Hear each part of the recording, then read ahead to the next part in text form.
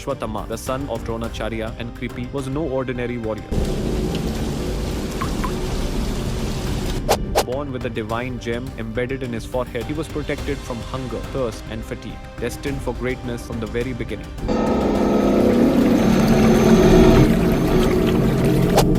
Trained by his father, Dronacharya, the revered teacher of the Kauravas and Pandavs, Ashwatthama mastered the art of warfare and divine weapons. His name, derived from the sound of a horse, Ashwa, heard at his birth, signified his unique qualities. Few know that his birth itself was the result of divine intervention. Dronacharya and Kripi had longed for a child for years. Their prayers were finally answered when Lord Shiva appeared to Dronacharya in a dream, blessing him with a son who would be as valiant and powerful as Shiva himself. Ashwatthama's life was shaped by his unwavering loyalty to his father, Dronacharya, who instilled in him a strong sense of duty and righteousness. However, this same devotion would eventually lead him down a dark and treacherous path, consumed by rage, revenge, and an unquenchable thirst for vengeance. In the Mahabharata, the Kurukshetra war was not only a battle of arms but also a test of moral and spiritual values. Ashwatthama fought fiercely for the Kauravas. However, the tragic events of the war drove him beyond righteousness, leading to one of the darkest episodes in the epic's history. As the war intensified, casualties mounted daily. Both the Kauravas and Pandavs were relentless in their pursuit of victory. Dronacharya, a key strategist for the Kauravas, became a significant threat to the Pandavas. Knowing that Dronacharya's love for his son was his vulnerability, Krishna devised a cunning plan to exploit it. The Pandavs spread false news of Ashwatthama's death, and Yudhishthira, known for his honesty, confirmed it with a twist, stating, "Ashwatthama is dead," but whispering the elephant, referring to a creature of the same name. Believing his son was truly dead, Dronacharya, overwhelmed with grief, laid down his arms and entered a state of meditation. However, his moment of spiritual awakening was cut short when Drishtadyumna, the commander of the Pandav forces, seized the moment and beheaded him. Ashwatthama, witnessing his father's death, was engulfed in a wave of rage and sorrow. The deceit and the loss shattered him, leaving a void that could only be filled with revenge. He swore a solemn oath he would not rest until he had killed those responsible for the treachery. As the war neared its end, Duryodhana, the last Kaurav, lay defeated, and the Pandavs believed victory was theirs. However, Ashwatthama, driven by vengeance, had other plans. He met with his allies, Kritavarma and Kripacharya, to devise a final assault on the Pandav camp. He invoked the Narayana Astra, a powerful weapon capable of annihilating entire armies. However, with Krishna's guidance, the Pandavs neutralized its effects by laying down their weapons and surrendering to its divine power. The Narayana Astra was a weapon that could only be countered by surrender, and was considered the ultimate test of one's ego and humility. Thwarted, Ashwatthama resorted to a darker scheme. Under the cover of darkness, he infiltrated the camp and slaughtered the sleeping warriors, mistakenly killing the 5 sons of the Pandavs, the Pandavs, thinking they were their fathers. This act, committed in a moment of blind rage, symbolized the destruction of innocence and the abandonment of the Kshatriya code, which mandated honorable combat in daylight. At dawn, the Pandavs discovered the truth. Overwhelmed by grief and anger, they mourned the loss of their innocent sons, marking one of the most tragic moments in the Mahabharata.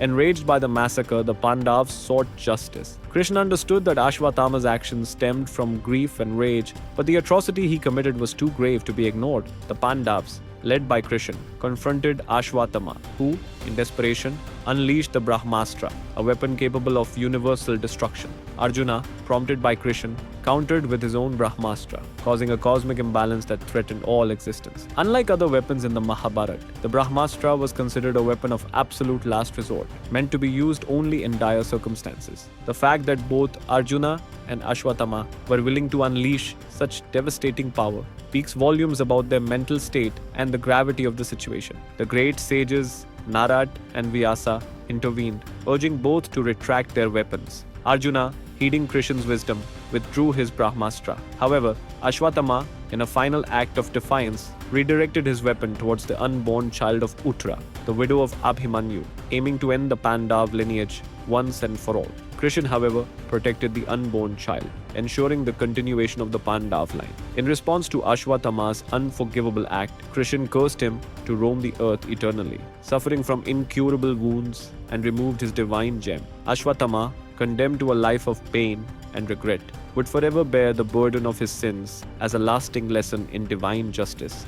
The curse of Krishna is among the most severe punishments in the Mahabharata. Ashwatthama, once a noble warrior, was condemned to a fate worse than death. Stripped of his divine gem, which had protected him from hunger, thirst, and fatigue, he was cursed to wander the earth, eternally wounded and suffering. This curse was not merely a punishment for his sins, but a lasting symbol of the consequences of actions driven by hatred and revenge. The gem, once a source of pride, became a symbol of his arrogance and eventual downfall. To this day, some believe that he still roams the earth, his wounds never healing, serving as a living reminder of the dark side of human nature and the importance of self-control and righteousness. Interestingly, in some local traditions, there are stories of sightings in remote areas describing a tall man with an unhealed wound and sorrowful eyes, which add to the enduring mystique of Ashwatthama's tale. Ashwatthama's story is filled with lesser-known details that deepen his tragic character. Few know that he is one of the 7 Chiranjeevi, or immortals, in Hindu mythology,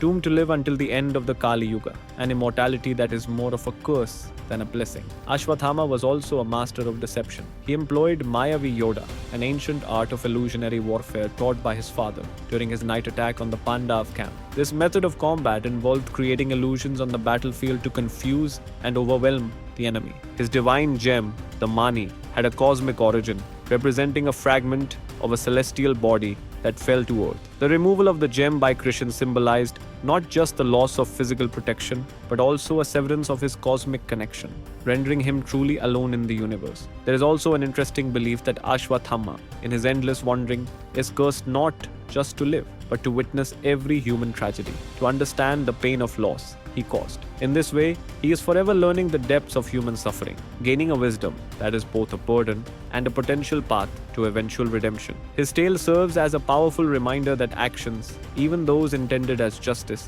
can lead to darkness without humility and righteousness. The story underscores that true strength lies in forgiveness, not revenge, with consequences that echo through eternity.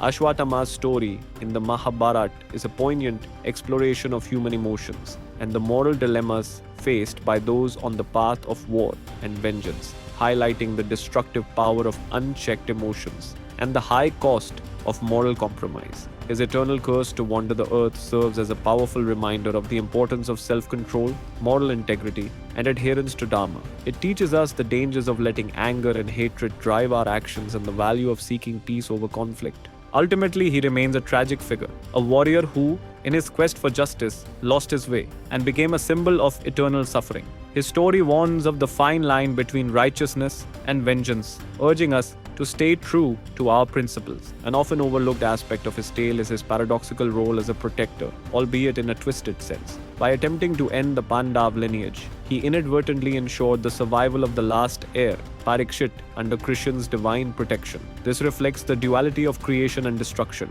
central to Hindu philosophy. Reflecting on his life reminds us that the path of Dharma is complex but always worth pursuing. It requires wisdom, humility, and a commitment to the greater good, timeless lessons from the Mahabharata.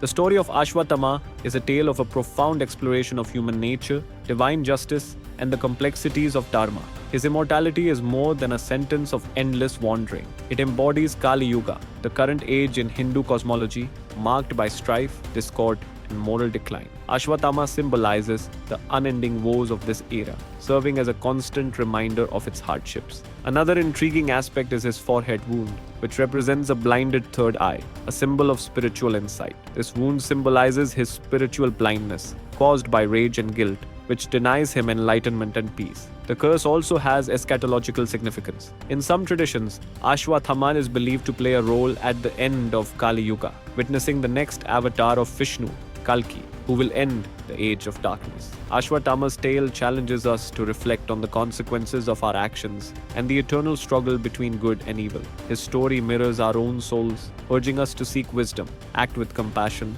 and find the path back to light even in our darkest moments.